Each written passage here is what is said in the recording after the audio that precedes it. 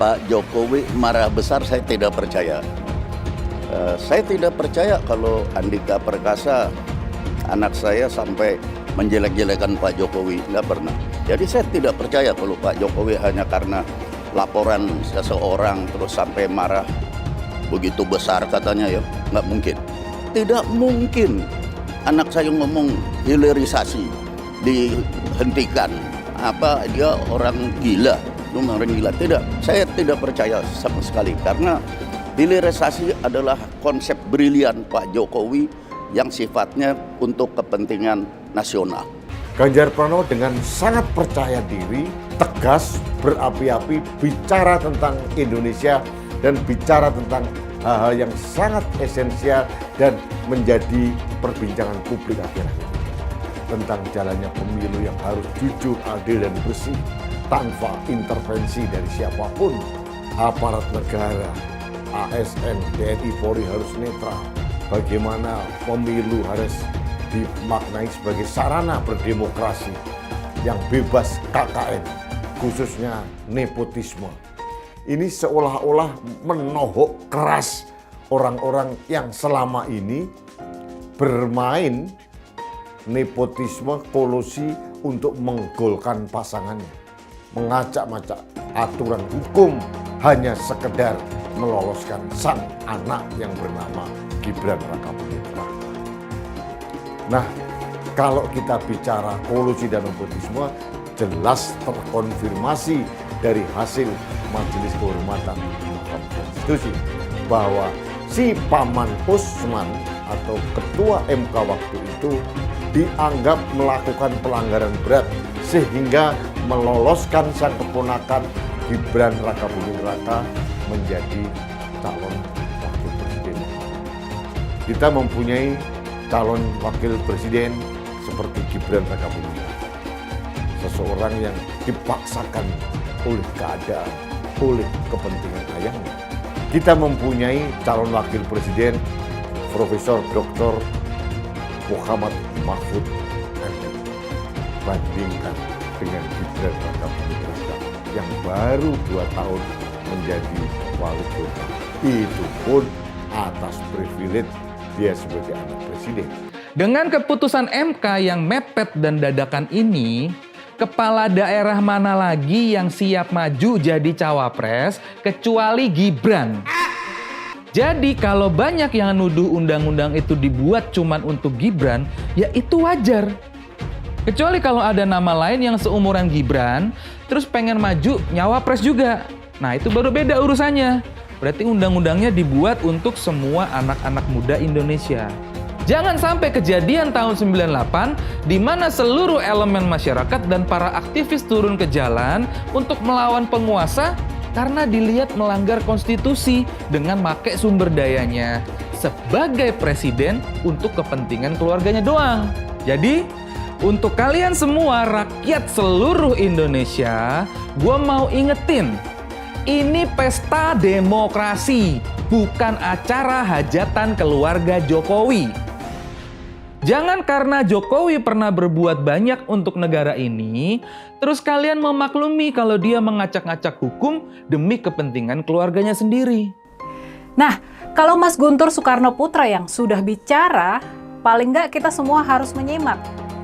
Pada tanggal 17 Agustus 2023 yang lalu, Mas Guntur rupanya sempat bertemu dengan Pak Jokowi dan menanyakan isu-isu yang berkembang waktu itu, terutama tentang pendirian politik Jokowi. Apakah masih konsisten seperti semula, yaitu tetap mendukung Pak Ganjar untuk menjadi presiden, meneruskan pekerjaan-pekerjaan yang sudah dikerjakan dan rencana-rencana yang sudah dibuat oleh Pak Jokowi, seperti pembangunan ibu kota negara, hilirisasi, dan pembangunan infrastruktur di seluruh wilayah NKRI. Kesimpulan dari Mas Guntur, memang tengah terjadi something wrong, sesuatu yang salah sama Pak Jokowi. Dan mutlak kita harus fokus pada perjuangan memenangkan Pak Ganjar Pranowo sebagai presiden dan Pak Mahfud MD sebagai wakil presiden. Menurut hemat Mas Guntur, cuma inilah satu-satunya jalan yang saat ini mungkin ditempuh untuk mengatasi kekisruhan yang sedang terjadi. Kekisruhan yang dibuat oleh Presiden Jokowi. Ya, pasti kita semua siap. Kita akan berjuang sekuat tenaga untuk memenangkan Pak Ganjar dan Pak Mahfud. Gibran akhirnya maju mendampingi Prabowo meski keputusan yang membuat dia bisa maju itu secara moral tidak bisa dibenarkan, secara etika salah. Harus jujur kita akui, dalam proses pengambilan keputusan itu terjadi cacat moral dan etika. Buktinya apa? Buktinya sidang Majelis Kehormatan Mahkamah Konstitusi sudah memutuskan dan membuktikan cacat etika dan moral itu. Hukumannya apa? Hukumannya dia diturunkan dari ketua MK, lalu tidak boleh ikut dalam proses persidangan yang mengadili perkara-perkara pemilu. Kalau bicara soal standar hukum, ini absah secara hukum. Lo tahu nggak? Kim Jong-un, presiden Korea Utara itu, dia jadi presiden juga sesuai dengan undang-undang di sana. Iya kan? Dia menjadi presiden seumur hidup juga sesuai dengan undang-undang di sana. Tapi apakah lo ngelihatnya bahwa itu melanggar etika dan moral? Itu kan ukuran kita masing-masing. Pemilu 2024 ini sudah bukan lagi pesta demokrasi buat saya, tapi seperti ruang gelap yang penuh dengan tekanan. Pemerintah sebagai panitia pemilu yang sebelum-sebelumnya bersikap tidak menekan, kali ini seperti bersikap represif dan terasa menyebarkan intimidasi ke banyak pihak. Peristiwa penurunan baliho dengan paksa di Bali, kedatangan aparat ke kantor-kantor relawan dan partai yang bukan pendukung anaknya presiden, itu membuktikan bahwa sudah terjadi intimidasi oleh alat negara kepada masyarakat. Dan ini menjadikan pemilu 2024 kali ini lebih tegang dari pemilu sebelumnya karena indikasi adanya campur tangan alat negara yang berpihak. Di Mahkamah Konstitusi kita lihat dengan mata kepala kita sendiri, benar-benar berpihak dan dengan barbarnya meloloskan seorang bocah ingusan yang berambisi untuk menjadi wakil presiden dengan menggunakan tangan pamannya yang waktu itu menjadi ketua Mahkamah Konstitusi. Jorok sekali permainannya dan membuat jijik banyak orang ketika dengan entengnya mereka mengubah undang-undang batas usia minimal dengan tujuan meloloskan seorang anak kecil yang menjadi keponakannya dan yang kebetulan bapaknya adalah seorang presiden. Saya mendapatkan berbagai laporan tentang dugaan kecurangan dalam tahapan pemilu. Laporan yang saya terima antara lain ada dugaan pemasangan baliho parpol oleh oknum tertentu. Sebaliknya terjadi juga penurunan baliho parpol tertentu yang diduga dilakukan oleh aparat. Alat peraga sosialisasi capres-cawapres tertentu diturunkan oleh oknum Satpol PP kepada aparat keamanan, baik itu TNI, Polri, serta aparatur sipil negara dan birokrasi, juga KPU dan Bawaslu, hendaknya bersungguh-sungguh menjaga netralitas. Sebagaimana pula Presiden sudah berulang kali mengatakan, menegaskan sikapnya bahwa pemilu akan berlangsung netral. Tidak boleh ada kecurangan. Tidak boleh ada tekanan-tekanan terhadap kelompok tertentu dan tidak boleh ada pemihakan kepada kelompok tertentu lainnya. Sesuatu yang diperoleh secara tidak baik tidak akan memberi berkah dan kebaikan. Tenang, tenang saja Pak Prabowo, saya sudah ada di sini. Ya, itulah pernyataan yang pernah disampaikan oleh Gibran Rakabuming Raka ketika di hadapan Prabowo dan semua ketua umum Partai Koalisi Indonesia Maju. Nah, statement Gibran itu pun kemudian mendapatkan banyak sekali tanggapan dari masyarakat. Banyak yang menilai ya bahwa pernyataan yang disampaikan oleh Gibran itu seakan-akan mengandung makna kesombongan dan keangkuhan. Nah, dari semua anomali dan ketidakwajaran ini, maka kemudian muncullah kecurigaan. Jangan-jangan memang ada tangan-tangan penguasa di balik semua ini. Dan jawabannya itu adalah karena yang menjadi presiden saat ini itu adalah bapaknya. Nah, selain itu, Gibran bisa sangat percaya diri dikarenakan apa? Karena dia itu juga punya paman yang masih aktif di Mahkamah Konstitusi atau MK. Nah, itulah jawaban mengapa Gibran sangat percaya diri dan berani. Dan saya yakin kok, andaikan Gibran tidak memiliki paman di MK dan bapaknya sebagai presiden, pasti dia itu tidak akan berani dan sepede ini. Jadi ya, kalau ada yang mengklaim bahwa Gibran itu adalah representasi bagi anak muda yang ingin menjadi pemimpin, maka saya ingin bertanya, apakah anak-anak muda Indonesia lainnya memiliki bapak seorang presiden? Jujur ya, kalau menurut saya pribadi, justru Gibran dan Kaisang itu adalah contoh buruk bagi generasi anak-anak muda saat ini. Ya, saya akan jauh lebih respek dan hormat apabila Gibran dan Kaisang mau berjuang seperti bapaknya dulu, di mana saat itu tidak ada campur tangan atau cawe-cawe dari bapaknya yang masih berkuasa.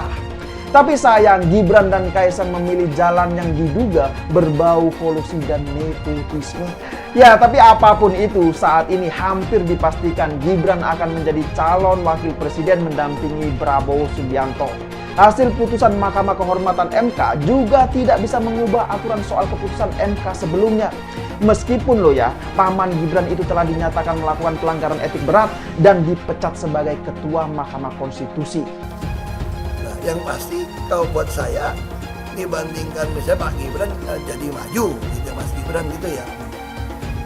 Ya saya pilih Ganjar sama Mahfud lah, karena lebih teruji kan. Anda jadi wali kota baru 2 tahun 3 tahun kan belum teruji juga. Ini urus negara loh, mau jadi presiden loh. Kalau Anda belum lengkap, belum pernah di legislatif, belum nasional ya maksudnya DPR. Kan DPR kan boleh ngerti nih pemerintahan seperti apa. Anda belum pernah di eksekutif yang tingkat provinsi, Anda nggak ngerti jadi presiden nanti. Ini bukan soal belajar-belajar coba-coba loh. Ini negara dipertaruhkan untuk 2045. Kita kan mau mencapai 100 tahun ini mau jadi apa? Kalau coba-coba, ini negara sebentar lagi 300 juta penduduk kita. Mana boleh kita kasih orang coba-coba. Saya tidak meremehkan anak muda ya. Anak muda bisa lebih kreatif gitu ya. Tapi bicara tata negara, harus mengerti konstitusi. Anda bukan hanya untuk berani untuk maju. Kalau cuma berani maju, banyak bisa kita pilih orang berani maju. Tapi yang lengkap dengan track record ini kan butuh waktu pembuktian. Pasti pilih Pak Ganjar, Pak Mahfud yang lebih pengalaman. Saya tidak mau anak cucu saya harus nunggu sekian tahun lagi. Pengalaman Jakarta gitu kan, nunggu lagi mundur. Males sudah. Jadi kita nggak usah coba-coba deh. Udah jangan dengerin janji-janji manis orang. Buktikan aja selama ini bagaimana. Anies Baswedan adalah yang terbaik dan paling baik-baik sebagai calon pemimpin di negeri ini. Alam semesta memberikan dukungannya kepada kita. Hingga betapa besarnya dan betapa beratnya rintangan itu, insya Allah kita akan mampu melewati itu, saudara semuanya. Kita akan mampu melewati itu, dan insya Allah kita akan membawa kemenangan kepada pasangan kita ini. Pasangan kita, amin. Pasangan kita, amin. Insya Allah. Harus dicek betul, pernah nggak calon pemimpin kita, calon presiden kita ini memecah belah umat. Kalau punya jejak pernah memecah belah umat, jangan dipilih. Kita lihat apakah pemimpin kita, calon pemimpin kita ini ya pernah menggunakan agama sebagai alat untuk memenangkan kepentingannya atau tidak. Kalau agama diperalat untuk merebut kekuasaan, jangan dipilih. Sekali lagi, kalau ada calon pemimpin yang punya rekam jejak memperalat agama untuk kepentingan politiknya, jangan dipilih. Maka kalian pendukung saya, haram hukumnya membawa isu sara. Haram hukum.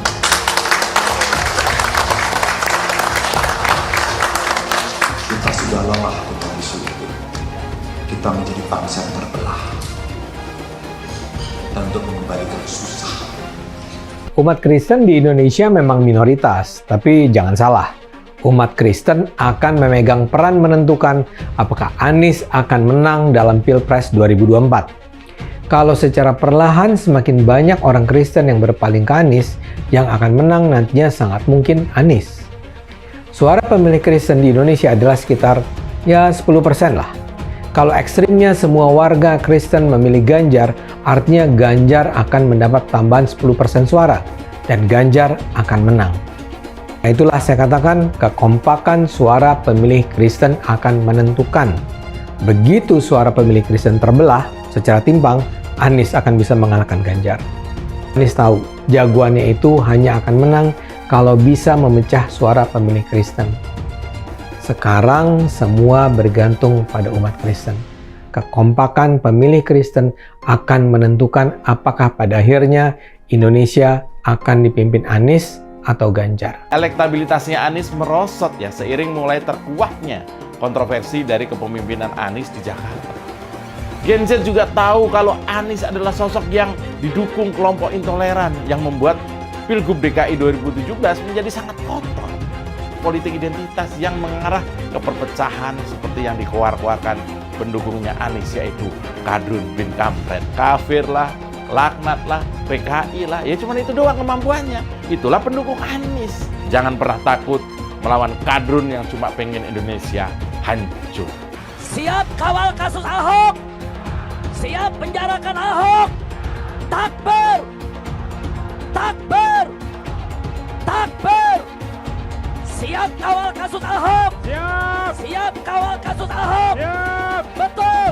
Betul. Tangkap, tangkap, tangkap si Ahok. Tangkap si Ahok sekarang juga. Tangkap, tangkap, tangkap si Ahok. Tangkap si Ahok sekarang juga. Takbir. Allahu Akbar. Takbir. Allahu Akbar. Tangkap, tangkap, tangkap si Ahok.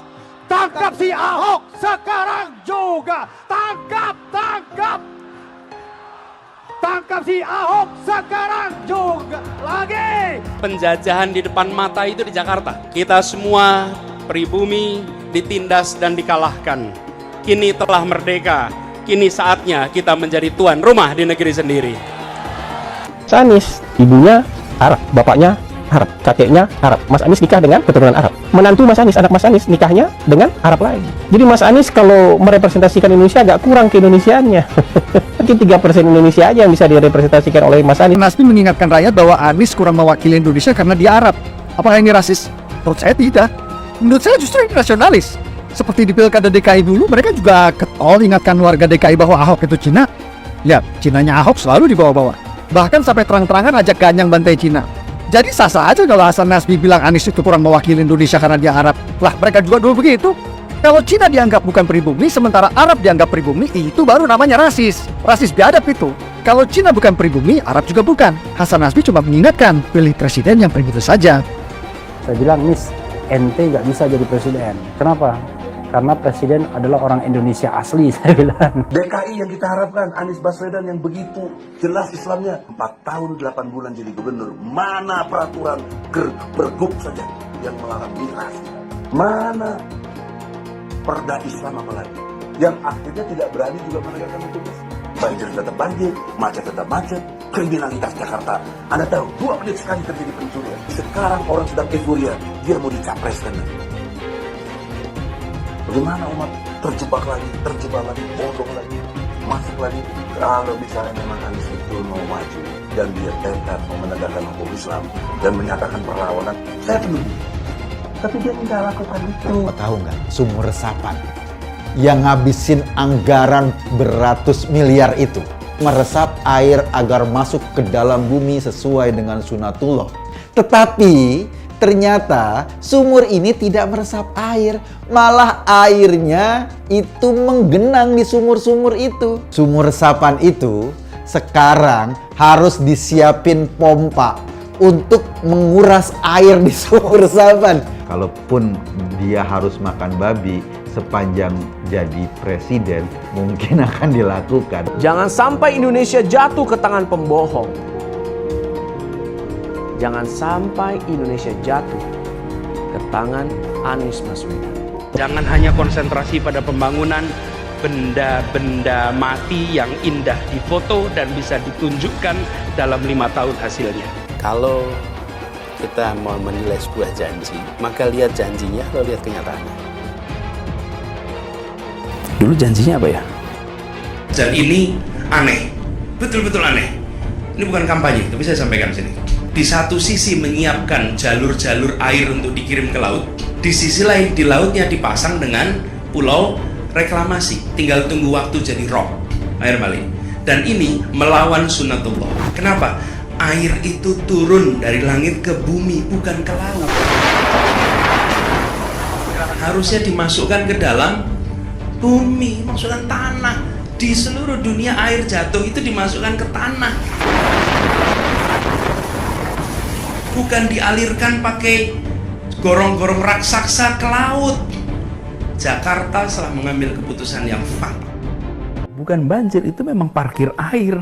Bukan banjir, itu memang parkir air. Masyarakat berkeliling dengan membawa toa untuk memberitahu semuanya, termasuk sirine. KAI Bond 82 miliar. Apa alat transportasi yang dimiliki oleh hampir setiap orang? Alat transportasi yang dimiliki semua orang adalah kaki. Saya mensyukuri kenapa kalah, kenapa ditahan. Saya bersyukur atas itu semua. Saya coba bayangkan ya, kalau seandainya waktu itu kita menang gitu ya, hari ini belum tentu kita bisa nikmati seperti ini. Kita bersyukur 5 tahun Tuhan izinkan kasih ke orang yang pintar ngomong untuk kerja. Coba kalau kita bayangkan gitu ya, kalau kemarin saya masih jadi gubernur, ini saya udah turun ini. Tapi yang pintar ngomong itu dikira orang hebat kan? Ini lebih berbahaya tahun 2024. Langsung ketahuan karakternya. Langsung ketahuan itu. Di saya juga ada kutipan Pak di kamar saya Pak. Tulisannya, Jakarta telah mengambil keputusan yang fatal. Gus Dur itu buta mata juga buta hati. Pancasila Soekarno, ketuhanan ada di pantat. Anak Tuhan dari mana? Kalau Yesus anak Tuhan, bidangnya siapa? Besok di seluruh wilayah Indonesia kami katakan dan Iblis hanya menggoda orang yang beriman. Makanya jarang-jarang orang kafir kerasukan setan. Yang kerasukan setan itu orang baik-baik. Jarang, saya belum pernah nengok Cina kerasukan setan. Pernah tak Ahok itu kerasukan setan? Enggak, setannya juga. Karena sesama setan dilarang saling menggoda. Karena di salib itu ada jin kafir. Karena di salib itu ada jin kafir. Karena di salib itu ada jin kafir. Haleluya. Kepalanya ke kiri apa ke kanan? Kepalanya ke kiri apa ke kanan? Tetap percaya salib itu lambang mulia, bukan jin. Kok ketawa? Aku nggak nyindir siapa-siapa loh. Kalau Anda tanya saya jadi presiden, saya hari ini jadi presiden juga saya tahu apa yang saya mesti kerjakan. Karena saya udah kenyang dari DPRD tingkat 2, dari pengusaha, DPRD tingkat 2, bupati. Bupati itu paling kerja bener, paling ngerti tuh soal daerah seperti apa. Sampai hari ini portofolio saya lengkap sampai ke BUMN. Saya pernah legislatif, pernah eksekutif, tapi nggak usah andai-andai gitu kan. Tapi kalau saya hari ini jadi saya tahu apa yang saya mesti kerjakan. Ya Anda nggak usah khawatir. Kita nggak bisa hindari ada orang memanfaatkan soal SARA untuk kampanye, apalagi untuk menjatuhkan kita yang dikategorikan sebagai minoritas. Tapi bagi saya, ketika kita ada turun ke masyarakat, masyarakat juga bisa membaca, bisa merasakan mana yang tulus, mana yang tidak. Jadi ada guyonan gini dari teman-teman saya, bahwa saya itu bukan cuma double minoritas, tapi triple. Artinya apa? Udah turunan Tionghoa, Kristen, dan katanya terlalu jujur di pemerintahan. Jadi itu nggak disukain. Ini triple katanya. Relawan Anies yang mayoritas pengasuh khilafah, seperti kadrun FPI dan HTI, ingin melengsarkan Pak Jokowi. Dengan menggunakan politik identitas, relawan Anies akan menggulingkan Jokowi. Tapi pendukung Anies lupa bahwa 82% penduduk Indonesia suka dengan kinerja Pak Jokowi. Ingat, di belakang Anies ada ormas pengasuh khilafah. seperti FPI, HTI, PA212. Saya yakin sebentar lagi karma Ahok akan mengejar Anies Baswedan. Saya tidak percaya kalau Andika Perkasa, anak saya, sampai menjelek-jelekan Pak Jokowi. Nggak pernah. Karena dia kan punya satu historical background, punya sejarah, latar belakang sejarah panjang hubungannya dengan Pak Jokowi. Kalau sampai di Amerika Serikat ngomong begitu, saya curiga ini yang melaporkan kepada beliau ini punya kepentingan untuk dirinya ya, karena setiap orang kalau laporan pasti ada kepentingannya dia di situ kan. Dan Pak Jokowi orangnya tidak bisa percaya dari hanya laporan satu orang. Pak Jokowi marah besar saya tidak percaya. Karena beliau orangnya bukan yang seperti kijang, kuping kijang, begitu keresek langsung loncat, enggak. Saya kenal betul Pak Jokowi. Permasalahannya adalah siapa itu yang memberi masukan kepada beliau. Itu justru yang harus kita pertanyakan, karena menurut saya seperti biasanya beliau itu selalu mencari sumber-sumber lain yang memperkuat informasi itu. Dan juga 10 tahun lebih loh saya bergaul dekat ya. Beliau itu nggak gampang percaya, selalu cek and recheck dan minta bukti selalu. Dan setelah itu Pak Jokowi itu negarawan, berani. Dia berani menyatakan kehendaknya, dia berani memanggil. Dan saya kan ayahnya, ya, mertuanya yang hari-hari bergaul, berhubungan. Dia sangat mengagung-agungkan dan selalu saja dengan sifatnya yang kaku dan disiplinnya yang begitu kaku ya. Dia kalau apa katanya, pokoknya kalau Pak Jokowi saya laksanakan, kalau tidak itu udah sebegitu kesetiaannya ya. Itu historical background ya. Tidak mungkin anak saya ngomong hilirisasi dihentikan, apa dia orang gila, cuma orang gila. Tidak, saya tidak percaya sama sekali, karena hilirisasi adalah konsep brilian Pak Jokowi yang sifatnya untuk kepentingan nasional. Ya, malah saya pikir kalian usut itu siapa yang lapor. Itu pasti ada keinginan untuk merusak Andika namanya, atau juga mungkin dijadikan senjata, satu strategi kampungan. Itu kan hoax kan, itu kan barang yang tidak betul kan hoax. Terus itu soal menjelek-jelekan. Kedua soal hilirisasi, tidak. Anak saya itu punya nilai-nilai moral yang dijunjung, yaitu moral nasionalisme, nilai kebangsaan. Itu hilirisasi adalah satu konsep untuk kepentingan nasional. Saya pernah ada benturan dengan sahabat saya, Luhut Panjaitan. Ada benturan karena pergaulan hidup saya. Saya dipanggil oleh Pak Jokowi, ditelepon, Pak Hendro bisa datang sini. Siapa? Pak Luhut bisa datang. Siapa? Datang kami ke istana. Dipertemukan dan beliau tanya, betul Pak Hendro ngomong begini, Pak Luhut betul ngomong begini. Tidak Pak, kita klarifikasi begini Pak. Itu Pak Jokowi dipanggil kita. Kalau gitu salaman, kalau nggak ada masalah, saya salaman sama Pak Luhut Panjaitan. Tidak ada masalah lagi. Itulah sifat yang saya kagumi pada Pak Jokowi. Jadi saya tidak percaya kalau Pak Jokowi hanya karena laporan seseorang terus sampai marah begitu besar katanya ya, nggak mungkin. KN kan waktu dia Panglima juga sibuk kesana kesini mencari tanah, minta ke Pak Jokowi untuk mempersiapkan pertahanan. Konsepnya itu konsep harus merubah paradigma. Itu dia bilang tempo hari ya. Saya kira nggak ada perubahan. Andika ngomong bahwa paradigma barunya adalah tidak lagi pertahanan in-depth di darat, tapi pertahanannya itu udara dan laut. Itu yang saya tahu saya. gitu.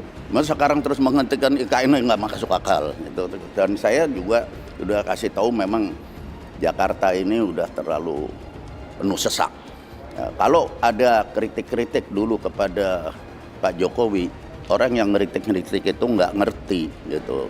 Dan itu cuman asal bukan konsep Pak Jokowi, cuman gitu, cuma orang a priori. Tapi kalau orang yang ngerti, semua mendukung, luar biasa gitu. Jadi konsep IKN adalah konsep luar biasa yang memang diawali dengan pemikirannya Bung Karno. Semakin dekat Pilpres, relawan Anies semakin beringas dan Anies semakin galau. Dengan menggunakan politik identitas, relawan Anies akan menggulingkan Jokowi. Relawan Anies yang mayoritas pengusung khilafah seperti kadrun FPI dan HTI ingin melengsarkan Pak Jokowi. Tapi pendukung Anies lupa bahwa 82% penduduk Indonesia suka dengan kinerja Pak Jokowi. Saya pikir kalau terjadi baku hantam, maka ada 82% yang akan menghajar kadrun pengusung khilafah itu. Kalau melihat perkembangan koalisi politik yang paling agresif memperluas basis kerjasama yang sudah konkret adalah koalisi Ganjar. Sejak Ganjar diumumkan oleh PDIP, sudah resmi koalisi Ganjar ini didukung oleh 3 partai, yaitu P3, Hanura, dan juga Perindo. Nasdem pun semakin pusing melihat Anies, karena elektabilitas Anies semakin jatuh, dan banyak kader-kader Nasdem terjerat kasus korupsi, seperti belakangan kasus korupsi BTS. Kasus korupsi 8 triliun yang dilakukan oleh kader terbaik Nasdem yaitu Johnny G. Plate ini sangat menghantam Partai Nasdem, Menteri dari Kementerian Pertanian, di mana ini juga adalah dari Partai Nasdem. Apalagi belakangan ada 120.000 kader dari Partai Nasdem pindah ke Partai Perindo. Semenjak Nasdem mengusung Anies, banyak sekali petaka yang diterima oleh Nasdem. Apakah ini merupakan karma dari Ahok? Silahkan komentar di kolom komentar. Yang jelas saya tidak akan memilih Anies, karena Anies bukan pribumi yang jelas. Dan Anies juga merupakan antitesis daripada Jokowi. Antitesis artinya bertolak belakangan dengan semua kebijakan Jokowi. Anies sudah terang-terangan menyebutkan dia tidak akan melanjutkan kinerja dari Pak Jokowi. Tidak ada infrastruktur yang akan dibangun jika Anies memimpin Indonesia 5 tahun ke depan. Lagi pula, Anies juga didukung oleh khilafah dan pendukung Anies dari ormas seperti FPI dan juga HTI. Apa kita mau FPI dan HTI kembali di Indonesia jika Anies memimpin? Anies adalah bapak politik identitas yang menghalalkan segala cara untuk menggapai kekuasaan, termasuk menggunakan politik identitas berbasis agama. Kita lihat di kasus Ahok. Kita sudah bisa melihat kinerja Anies selama 5 tahun di Jakarta, dan ini merupakan rekam jejak Anies Baswedan. Tidak ada satupun janji yang dipenuhi, dan tidak ada kinerja yang bisa dibanggakan. Dari DP 0%, OKOC, kelebihan bayar, Formula E, banjir, sumur resapan, jalan rusak, dan gonta-ganti nama jalan. Jadi saya rasa tagline perubahan yang diusung Anies adalah tagline merubah kata korupsi menjadi kelebihan bayar, supaya semua koruptor tidak dijerat oleh pasal korupsi. Karena mereka semua hanya melakukan kelebihan bayar. Jadi perkataan Ahok sudah terbukti dan Jakarta sudah menjadi korban. Jangan biarkan Indonesia menjadi korban kibulan Anies Baswedan. Suara minoritas jangan lagi merasa takut untuk memilih pemimpin yang membela hak minoritas. Karena Anies jelas hanya memanfaatkan suara minoritas untuk mendapatkan suara. Ingat, di belakang Anies ada ormas pengusung khilafah seperti FPI, HTI, PA212. Saya yakin sebentar lagi karma Ahok akan mengejar Anies Baswedan. Begitu saja opini saya hari ini. Tuliskan opini kalian tentang Anies Baswedan di kolom komentar. Dan juga tuliskan pendapat kalian tentang people power oleh relawan Anies untuk melengsarkan Pak Jokowi. Tuliskan pendapat kalian. Jika kalian siap untuk melawan people power yang digaungkan oleh relawan Anies, ayo tuliskan lawan people power di kolom komentar. Pastikan Anda semua like video ini dan bagikan video ini ke teman dan family Anda supaya mereka semua mengetahui tentang informasi ini. Tekan tombol subscribe dan bunyikan lonceng notifikasi supaya kamu tidak ketinggalan